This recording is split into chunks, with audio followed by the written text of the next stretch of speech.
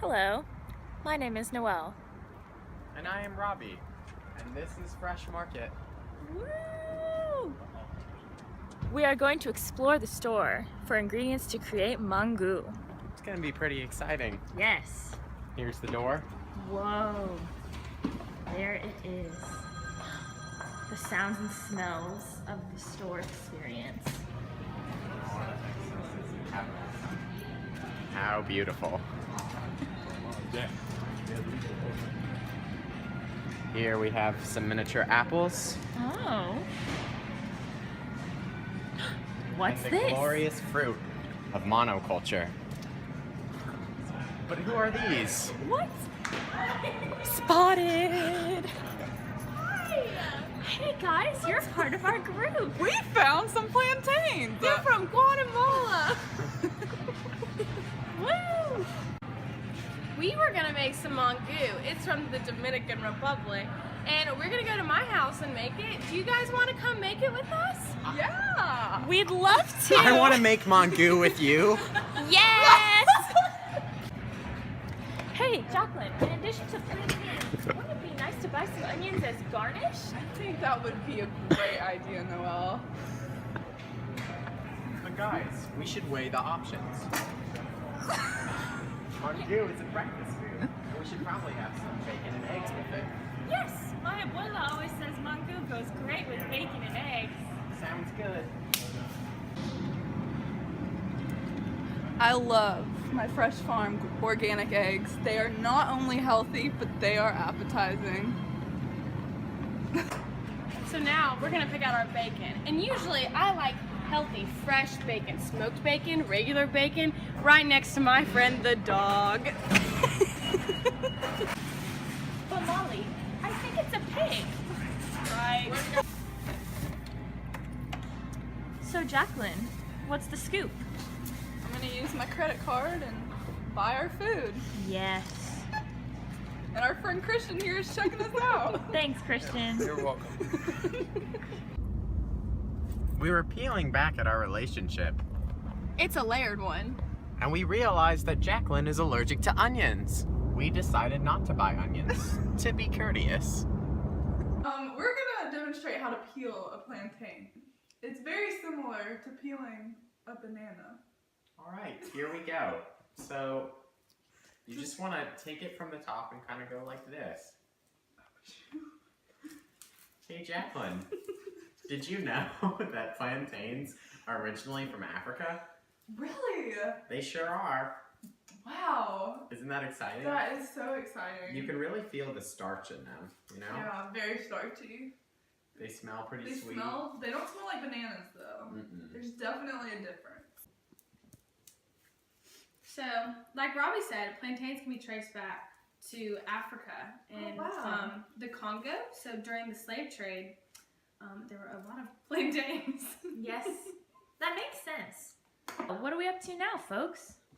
Well, now we're going to be cutting the plantains lengthwise, and you can see these lines in them, and you just want to follow those lines to cut it, like so.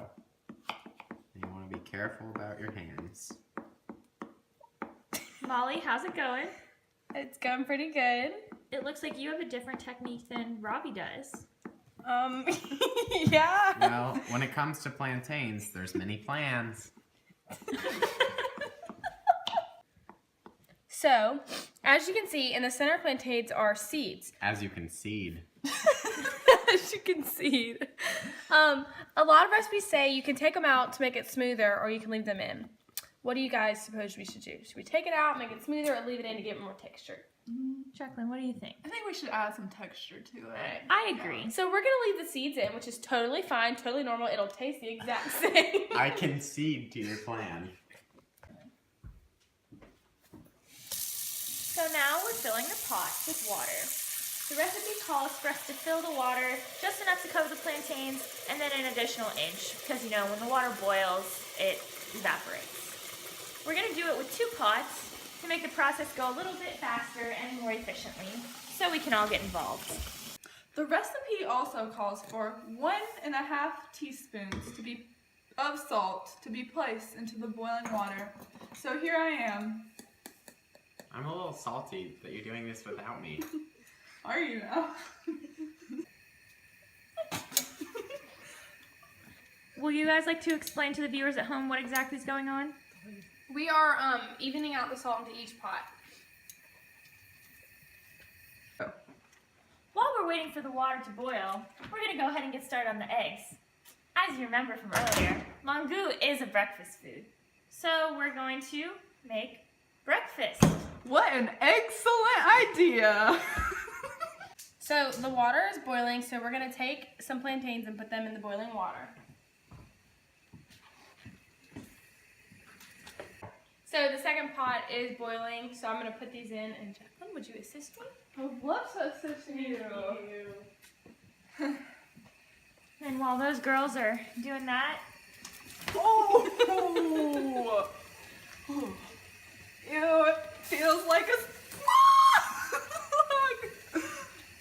Every year, thousands of people in the Dominican Republic die from Mangú.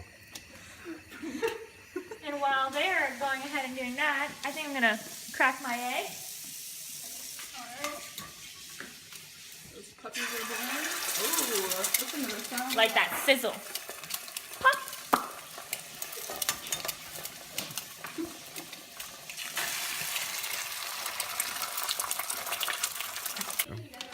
We wanted to make cheesy eggs, so there comes the A little cheese. extra flavor. Our eggs turn out to be more scrambled rather than fried. So this pot is done with. The second one still needs a little bit more because it had more plantains in them. So we're going to take it out and we're going to drain them. You know they're done when, this is hot. Dude. You know they're done when they are nice and tender. There we go. There we go. Get all the water out. Alright, now we're going to be mashing these plantains. You're just going to want to take a nice pair of brass knuckles. Just really dig into them. They should be nice and soft after all the boiling. Here I have onion powder, and we will be putting 1 tablespoon of it into the bowl with the mangu, or boiled plantain. There we go. Next, we're going to put 4 tablespoons of olive oil into the bowl.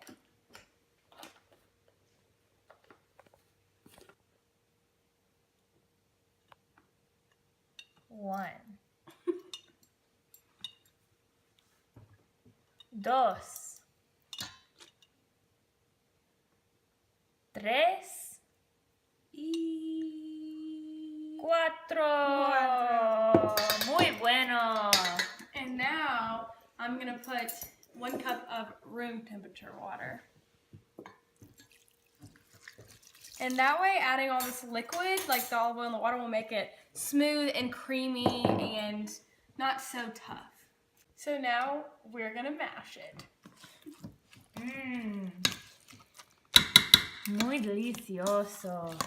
So after we mashed the mangu and mixed all the ingredients together, we made some bacon and put the eggs on a plate to go with it, and now we're all going to try it for the first time.